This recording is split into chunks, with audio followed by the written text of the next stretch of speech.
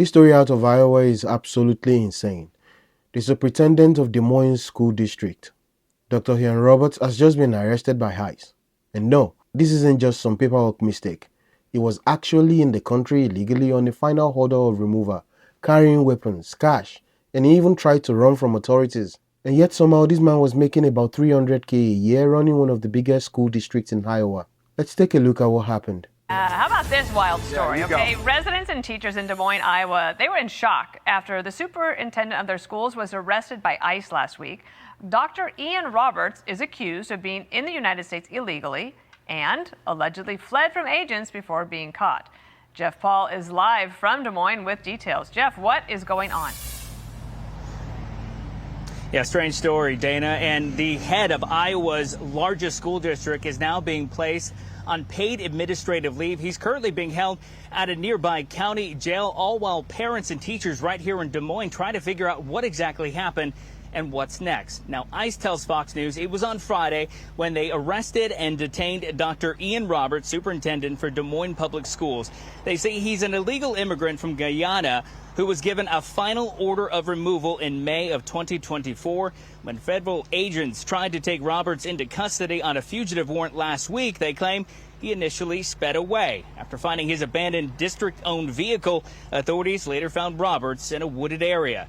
DHS says they found a handgun, a knife, and $3,000 in cash inside his vehicle. School Board Chair Jackie Norris says they weren't aware of any final removal warnings for Roberts and says they still do not have all the facts.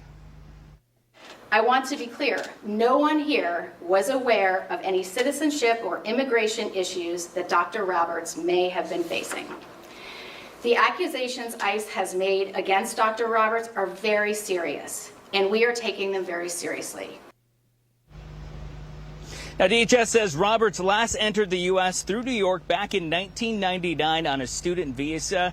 Officials say that he was not legally authorized to work in the U.S. after his employment authorization card expired in 2020. ICE says there was a prior weapons charge, but the school district says they were aware of a charge relating to a hunting rifle, which he disclosed during the hiring process. The school district also adding that they did all their background checks and nothing was flagged. They also said that Dr. Roberts signed some paperwork confirming that he was, in fact, a U.S. citizen. Dana? Jeff Paul, thank you. So, bizarre story. Jennifer Cronin, Des Moines mom, whose son was a middle school student in the public schools there. And Jennifer, thank you for your time. He's 54, hired from Erie, Pennsylvania.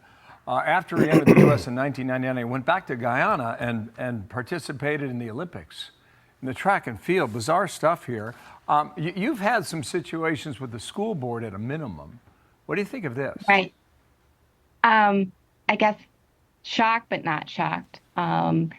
I've had a few dealings with the school board in probably the last 6 months or so where concerns have been dismissed. And to say that those were probably some red flags that they should have addressed then, I think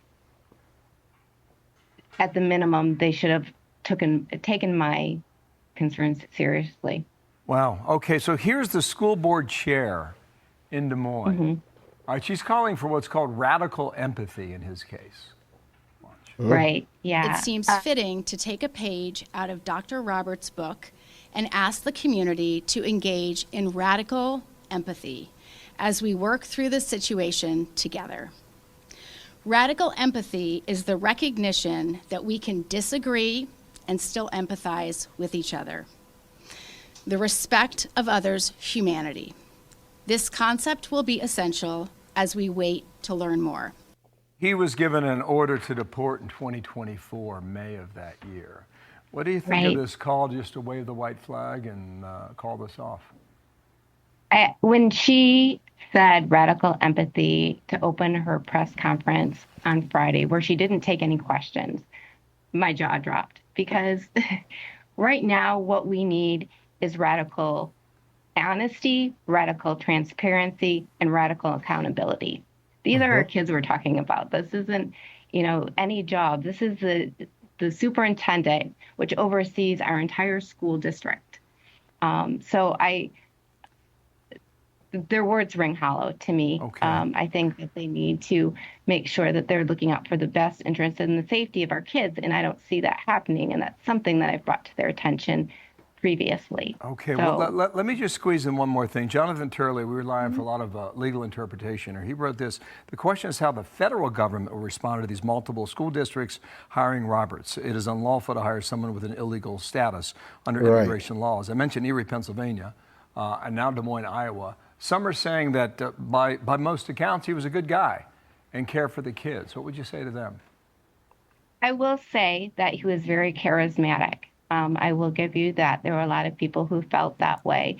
And I did at the beginning as well.